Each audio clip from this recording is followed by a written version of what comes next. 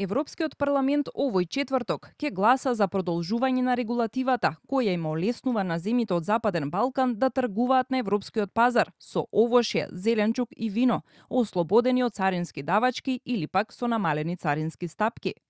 Условот за продолжување на овие исклучителни трговски мерки до 2030 година е земјите да ги почитуваат демократските принципи и владење на правото. И покрај нивниот ограничен опсег, сегашните автономни трговски мерки остануваат важни и обезбедуваат вредна поддршка за економиите на партнерите од Западен Балкан и нема негативни ефекти за Европската унија.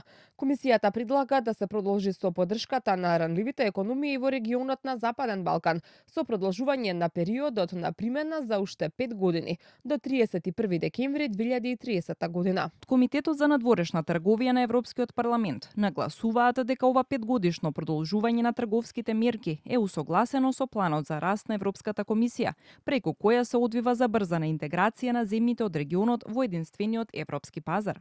Според податоците од Европската комисија, минатата година Унијата направила увоз на земјоделски производи од земјите од Западен Балкан во вредност од над 3 милиарди евра, додека пак извозот е над 6,5 милиарди евра.